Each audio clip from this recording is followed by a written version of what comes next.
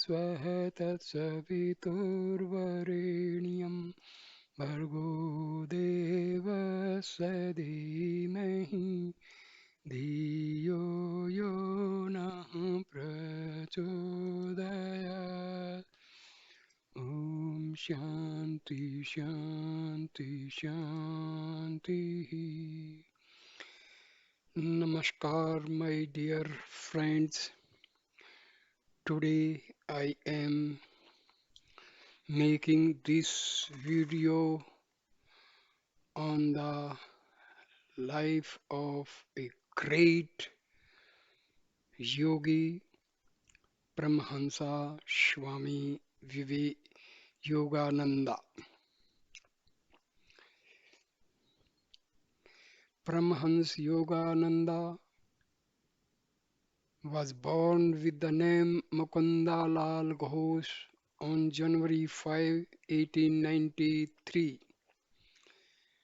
and he lived and took Mahasamadhi on March 7, 1952.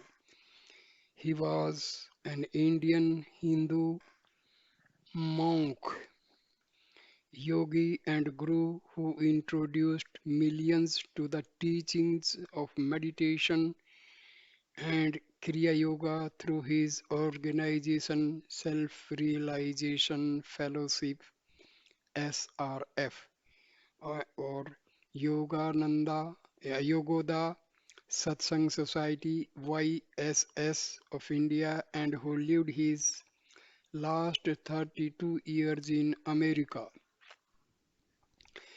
A chief disciple of the Bengali yoga guru Swami Sri Yukteswar Giri, he was sent by his lineage to spread the teachings of yoga to the West, to prove the unity between Eastern and Western religions, and to preach a balance between Western material growth and Indian spirituality.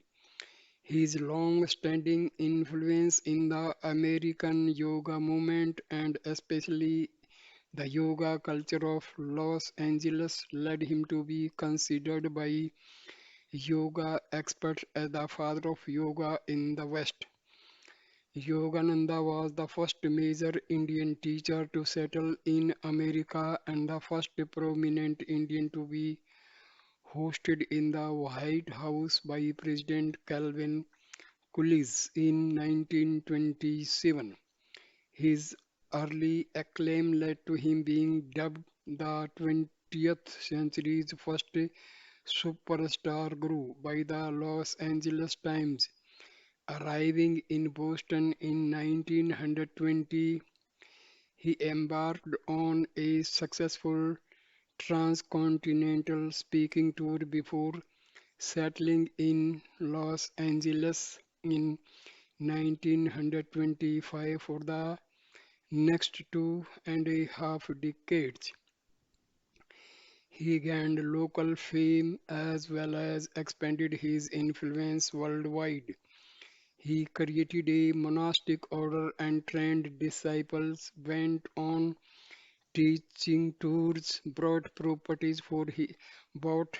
properties for his organization in various California locales, and initiated thousands into Kriya Yoga by 1952.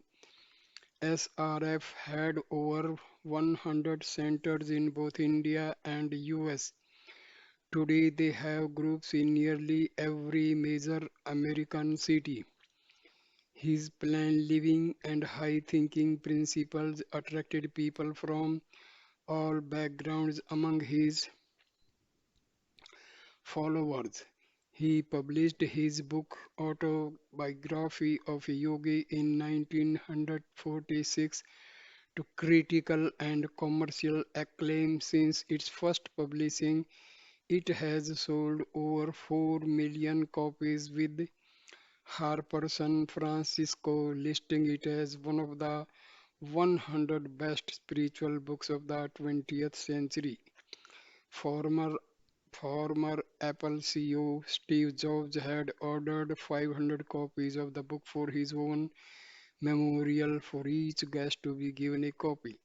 The book has been regularly reprinted, is known as the book that changed the lives of millions. A 214 documentary, Awake the Life of Yogananda, won multiple awards at film festivals around the world. His continued legacy around the world remaining a leading figure in Western spirituality to the current day led authors such as Philip Goldberg to consider him the best known and most beloved of all Indian spiritual teachers who have come to the West through the strength of his character and his skillful transmission of perennial wisdom.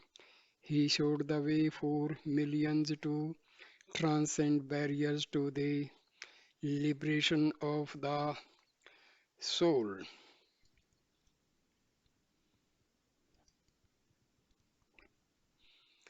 Yogananda was born in Gorakhpur, Uttar Pradesh, India, to a Hindu family of Bengali caste.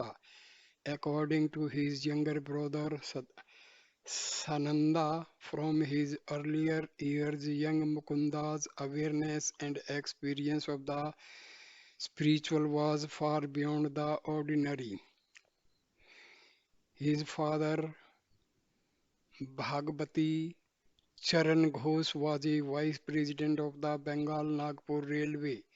The traveling nature of his job would move his family to several cities during Yogananda's childhood, including Lahore, Bareilly, and Kolkata.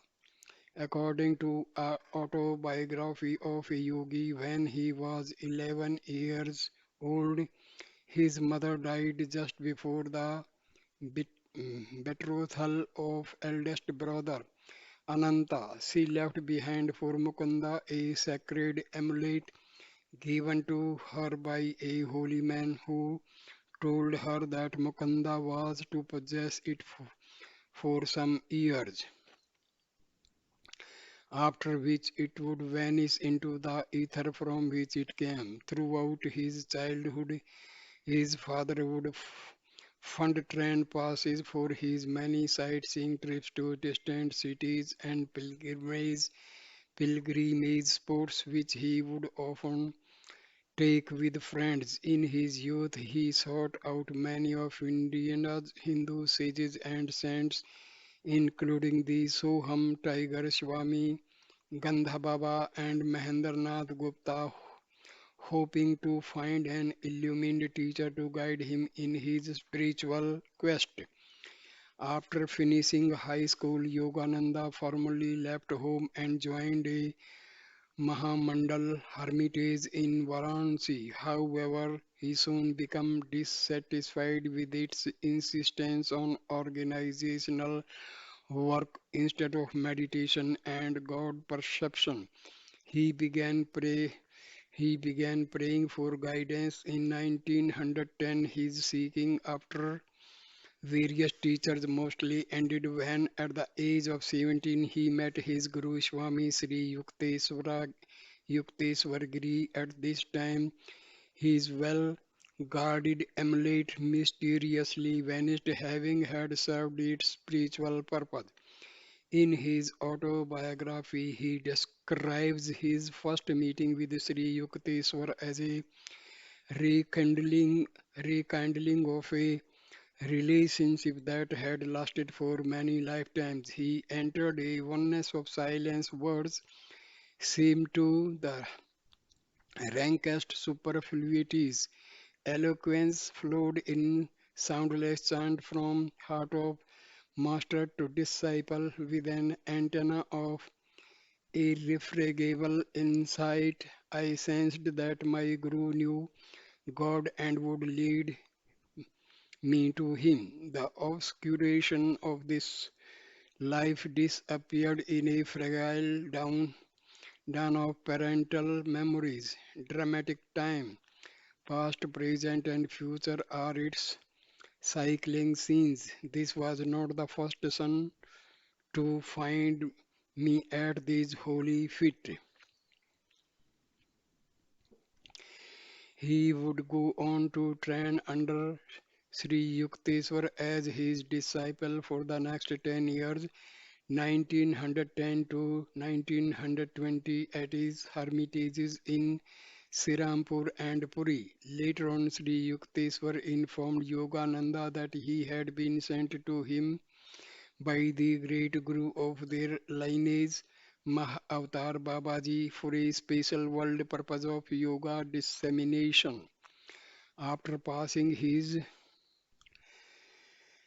intermediate examinations in arts from the Scottish Church College, Calcutta in 1914, he graduated with a degree similar to current-day Bachelor of Arts or BA, which at the time was referred to as an AB. From Serampur College, the college having two entities, one as a constituent college of the Senate Serampur College University and the other as an affiliated college of the University of Calcutta. This allowed him to spend time at Yukteswar's ashram in Serampur. In July 1914, several weeks after graduating from college, he took formal vows into the monastic Swami order. Sri Yukteswar allowed him to choose his own name, Swami Yoganandagiri. In 1917, Yogananda founded a school for boys in Dihika, West Bengal that combined modern educational techniques with yoga training and spiritual ideals. A year later, the school relocated to Ranchi. One of the school's first batch of pupils was his younger brother, Vishnu Charan Ghosh, who learned yoga asanas there and in turn taught asanas to Vikram Chaudhary. This school would later become the Yogada Satsanga Society of India, the Indian branch of Yogananda's American organization Self-Realization Fellowship. Teaching in America in 1920 while in meditation one day at his Ranchi school, Yogananda received a vision faces of a multitude of Americans passed before his mind's eye, intimating to him that he would soon go to America. After giving charge of the school over to its faculty and eventually to his brother disciple Swami Satyananda, he left for Calcutta. The following day, he received an invitation from the American Unitarian Association to serve as India's delegate to an international congress of religious liberals convening that year in Boston. Seeking out his guru's advice, Sri Yukteswar advised him to go. Later, while in deep prayer in his room, he received a surprise visit from Avatar Babaji, the great guru of his lineage, who told him directly that he was the one chosen by the masters to spread Kriya Yoga to the West. Reassured and uplifted, Yogananda soon afterwards accepted the offer to go to Boston. This account became a standard feature of his lectures. In 1920, he left for the United States aboard the ship the city of Sparta on a 2 month voyage that landed near Boston by late September. He spoke at the International Congress in early October and was well received. Later that year, he founded the Self Realization Fellowship SRF to disseminate worldwide his teachings on India's ancient practices and philosophy of yoga and its tradition of meditation. Yogananda spent the next 4 years in Boston. In the interim, he lectured and taught on the East Coast and in next 4 years in Boston. In the interim, he lectured and taught on the East Coast and in 1924 embarked on a cross-continental speaking tour. Thousands came to his lectures. During this time, he attracted a number of celebrities followers, including Suparno, Amelita, Gali, Churchi, Tanner, Vladimir Rosing, and Clara Clemens.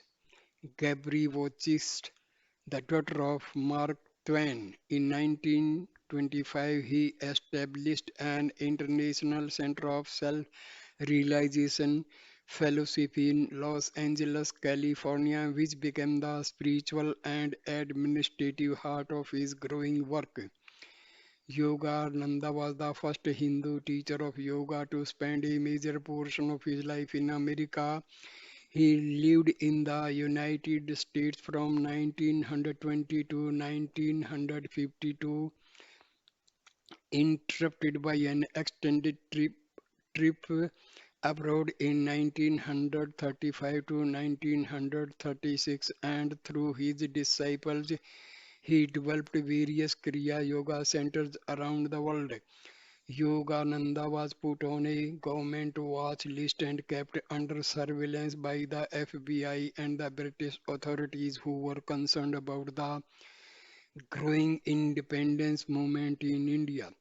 A confidential file was kept on him from 1925 to 1937 due to concern over his religious and moral practices. Yogananda was up against a perfect storm of America's worst defects: media sensationalism, religious bigotry, ethnic stereotyping, paternalism, sexual anxiety, and brazen racism. In 1928, Yogananda received unfavorable publicity of Miami, and the police chief Leslie Quigg prohibited Yogananda from holding any further events. Quigg said it was not due to a personal grudge against the Swami but rather in the interest in public order and Yogananda's own safety. Quigg had received veiled threats against Yogananda. According to Phil Goldberg, it turns out that Miami officials had summoned the British Vice Consulate to advise them on the matter. One consulate officer said that the Miami city manager and Chief Quigg re- recognized the fact that the Swami was a British subject and apparently an educated man, but unfortunately, he was what is considered in this part of country a colored man. Given the South's cultural mores, he noted the Swami was in great danger of suffering bodily harm from the population. Visit to India. In 1935, he returned to India via ocean liner along with two of his Western students to visit his Guru Sri Yukteswar Giri and to help establish his Yogoda Satsang work in India. While en route, his ship detoured in Europe and the Middle East. He undertook visits to other living Western saints like Therese Newman, the Catholic stigmatist of Connors Youth, and places of spiritual significance, Assisi, Italy, to honor Saint Francis, the Athenian temples of Greece and prison cell of Socrates, the Holy Land of Palestine, and the region of the ministry of Jesus, and Cairo, Egypt, to view the ancient pyramids. In August 1935, he arrived in India at the port of Bombay. Due to his fame in America, he was met with many photographers and journalists during his short stay at the Taj Mahal Hotel. Upon taking a train eastward and reaching the Howrah station near Kolkata, he was met with a huge crowd and ceremonious procession led by his brother Vishnu Charan Ghosh and the Maharaja of Kasim Bazar. Visiting Serampur, he had an emotional reunion with his Guru Sri Yukteswar, which was noted in detail by his Western student C. Richard Wright. During his stay in India, he saw his Ranchi boys' school become legally incorporated and took a touring group to visit various locales.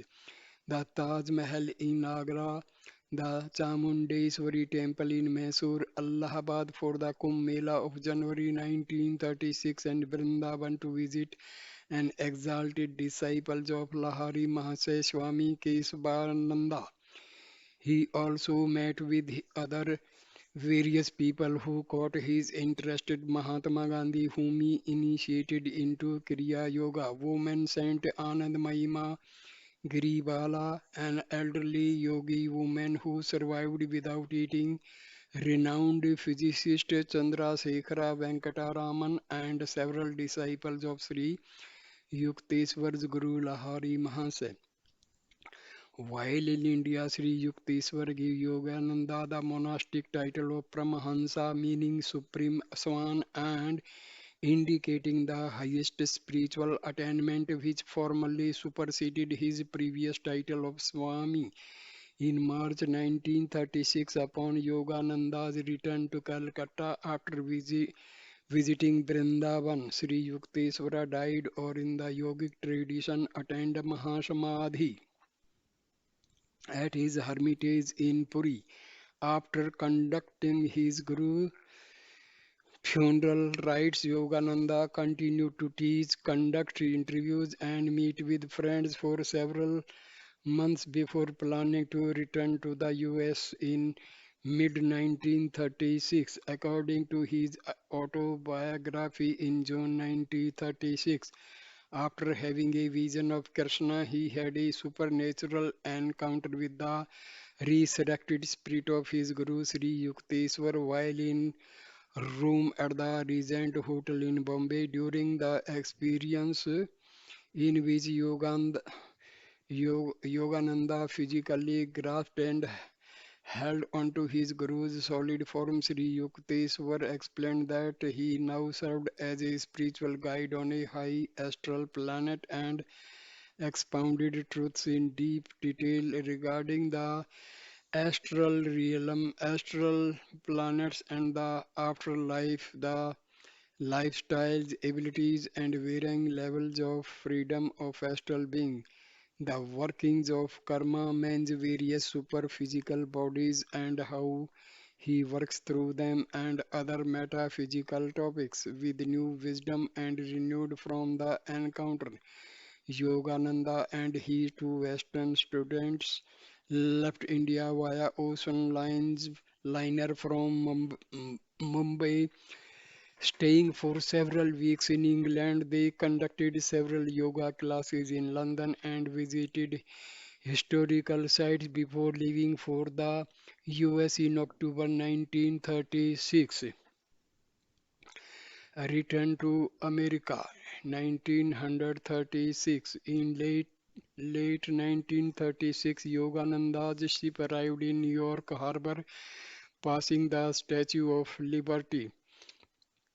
He and his companion then drove in his Ford car across the continental US back to his mountain Washington, California headquarters. Rejoined with his American disciples, he continued to lecture, write, and establish churches in Southern California. He took up residence at the SRF Hermitage in Encinitas, California, which was a surprise gift from his advanced disciple Rajsri Janakananda. It was at this hermitage that Yogananda wrote his famous autobiography of a yogi and other writings. Also, at this time, he created an enduring foundation for the spiritual and humanitarian work of self-realization fellowship Yoga the Satsang Society of India. In 1946, Yogananda took advantage of a change in immigration laws and applied for citizenship. His application was approved in 1949 and became a naturalized US citizen. The last 4 years of his life were spent primarily in seclusion with some of his inner circle of disciples at his desert retreat in 29 Palms, California, to finish his writings and to finish revising books, articles, and lessons written previously over the years. During this period, he gave few interviews and public lectures. He told his close disciples, I can do much more now to reach others with my pen. Death. In the days leading up to his death, Yogananda began hinting to his disciple that it was time for him to leave the world. On March 7, 1952, he attended a dinner for the visiting Indian ambassador to the US, Binay Ranjan Sen, and his wife at the Biltmore Hotel in Los Angeles. At the conclusion of the banquet, Yogananda spoke of India and America, their contributions to world peace and human progress, and their future cooperation, expressing his hope for a united world that would combine the best qualities of efficient America and spiritual India. According to an eyewitness, Dayamata, a direct disciple, Yogananda, who was head of the Self-Realization Fellowship from 1955 to 210, as Yogananda ended his speech, he read from his poem My India, concluded with the words, Where Ganges, woods, Himalayan caves, and man dream God, I am hallowed. My body touched that sod. As Himalayan caves and man dream God, I am hallowed. My body touched that sod. As he uttered these words, he lifted his eyes to the Kutastha, Kutastha center, the Agya Chakra or spiritual eye, and his body slumped to the floor. His followers said that he entered Mahasamadhi. The cause of death was heart failure. His funeral service with hundreds attending was held at the SRF headquarters at Mount Washington in Los Angeles.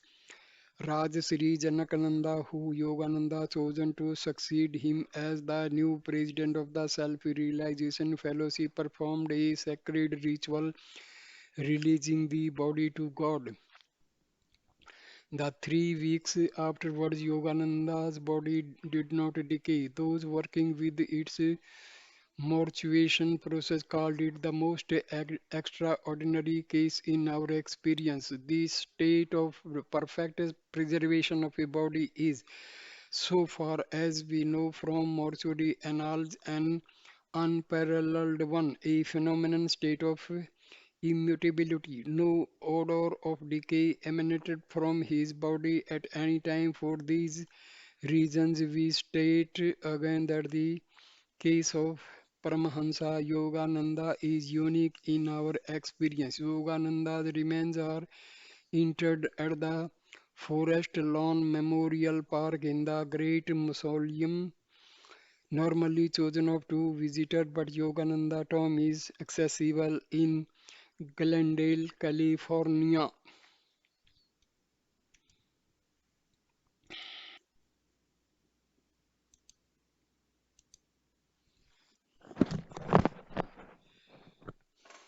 Teachings of Paramahansa Yogananda.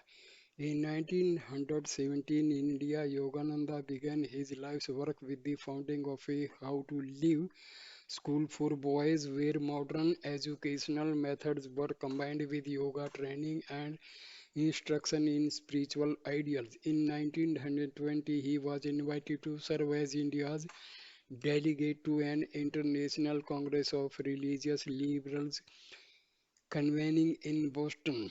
He his address to the Congress on the science of religion was enthusiastically received. For the next several years, he lectured and taught across the United States. His discourses taught of the unity of the original teachings of Jesus Christ and the original yoga taught by Bhagwan Krishna. In 1920, he founded the Self Realization Fellowship and in 1925 established in Los Angeles, California, USA, the international headquarters of the SRF. Yogananda wrote The Second Coming of Christ, the resurrection of the Christ within you, and God talks with Arjuna. The Bhagavad Gita to reveal what he claimed was the complete harmony and basic oneness of original Christianity as taught by Jesus Christ and original yoga as taught by Bhagwan Krishna, and to present that these principles of truth are the common scientific foundation of all true religions. Yogananda wrote down his aims and ideals for self-realization fellowship Yogada Satsang Society to disseminate among the nations a knowledge of definite scientific techniques for attaining direct personal experience of God, to teach that the purpose of life is the evolution through self-effort of man's limited moral consciousness into God consciousness, and to this end to establish self-realization fellowship temples for God communion throughout the world, and to encourage the establishment of individual temples of God in the homes and in the hearts of man, to reveal the complete harmony and basic oneness of original Christianity as taught by Jesus Christ and original yoga as taught by Bhagwan Krishna, and to show that these principles of truth are the common scientific foundation of the true religions, to point out the one divine highway to all paths of true religion beliefs eventually lead the highway of daily scientific devotional meditation or God, to liberate man from his threefold suffering physical disease, mental inharmonies, and spiritual ignorance, to encourage plan living and high thinking, and to spread a spirit of brotherhood among all peoples by teaching the eternal basis of their unity kinship with God, to demonstrate the superiority of mind over body, of soul over mind, to overcome evil by good, sorrow by joy, cruelty by kindness, ignorance by wisdom, to unite science and religion through realization of the unity of their underlying principles, to advocate cultural and spiritual understanding between East and West and the exchange of their finest distinctive features, to serve mankind as one's large self. In his published work, The Self-Realization Fellowship Lessons, Yogananda gives his in-depth instruction in the practice of the highest yoga science of God realization. That ancient science is embodied in the specific principles of meditation techniques of Kriya Yoga. Yogananda taught his students the need for direct experience of truth as opposed to blind belief. He said that the true basis of religion is not belief but intuitive experience. Intuition is the soul's power of knowing God, to know what religion is really and all about one's know God. Echoing traditional Hindu teaching, he taught that the entire universe is God's cosmic motion picture and that individuals are merely actors in the divine play who change roles through reincarnation. He taught that mankind's deep suffering is rooted in identifying too closely with one current role rather than with the movie director or God. He taught Kriya Yoga and other meditation practices to help people achieve that understanding which he called self-realization.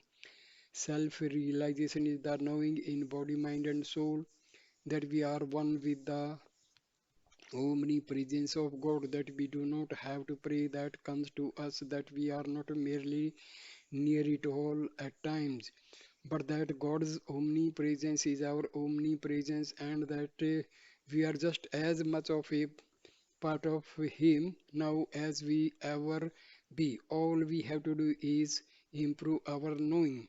In his book, How You Can Talk with God, he claimed that anyone can talk with God if the person keeps persevering in the request to speak with God with devotion. He also claimed that God had spoken to him many times. Apart from making miracles happen in his life, in the book he claimed that we may in a vision see a face of some divine saintly being, or we may hear a divine voice talking to us, and will know it is God. When our heart call is intense and we do not give up, God will come. It is important that we remove our mind all doubt, and God will. So he emphasized on Kriya Yoga. The science of Kriya Yoga is the foundation of Yogananda's teachings. An ancient spiritual practice, Kriya Yoga is union yoga with the infinite through a certain action or right or Kriya. The Sanskrit root of Kriya is Kri, to do, to act, and to react.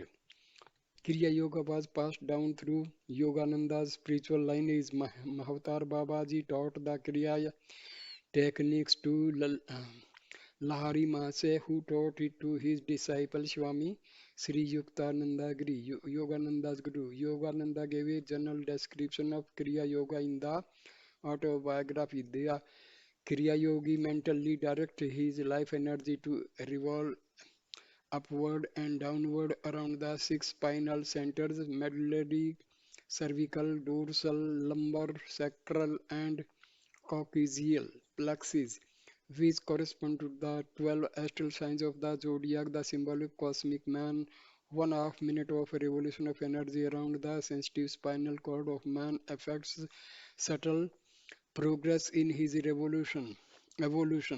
That half minute of kriya equals 1 year of natural spiritual unfoldment. Sri Mirnal Mata, the former president of SRFYSS, said Kriya Yoga is so effective, so complete, because it brings God's love, the universal power through which God draws all souls back to reunion with Him, into operation in the devotee's life. Yogananda wrote in autobiography of Yogi that the actual technique should be learned from an authorized Kriya Yogi of Self Realization Fellowship, Yogada Satsang Society of India. He wrote his own biography in 1946. Yogananda published his life story autobiography of a yogi. It has since been translated into 45 languages. In 1999, it was designated one of the 100 most important spiritual books of the 20th century by a panel of spiritual authors convened by Philip Zaleski, HarperCollins Publishers. Autobiography of a Yogi is the most popular among Yogananda's books. According to Philip Goldberg, who wrote American Veda, the self-realization fellowship, which represents Yogananda's legacy, is justified in using the slogan, the book that changed the lives of millions. It has sold more than 4 million copies and counting. In 2006, the Publisher Self-Realization Fellowship honored the 60th anniversary of autobiography of Yogi with a series of projects designed to promote the legacy of the man thousands of disciples still refer to as Master. Autobiography of Yogi describes Yogananda's spiritual search for enlightenment in addition to encountered with notable spiritual figures such as Theresa Newman, Anand Mahima, uh, Visuddhananda, Paramhansa, Mohandas Gandhi, Nobel laureate in literature, Rabindranath Tagore, noted plant scientist Luther Bamberg. The book is dedicated to the memory of Luther Bamberg, famous Indian scientist Sri Jagdish Chandra Bose, and Nobel laureate in physics Sir C.V. Ramana. One notable chapter of this book is the Law of Miracles, where he gives scientific explanation for seemingly miraculous feats. He writes the word impossible is becoming less prominent in man's vocabulary. The autobiography has been an inspiration for many people, including George Harrison, Ravi Shankar, and Steve Jobs. In 2021 book Steve Jobs, a biography by the author writes that Jobs first read the autobiography as a teenager. He reread it in India, and later while preparing for a trip he downloaded it onto his iPad too, and then reread it once a year ever since. India national cricket team captain Virat Kohli said that the autobiography influenced his life in a positive manner and also urged everyone to read.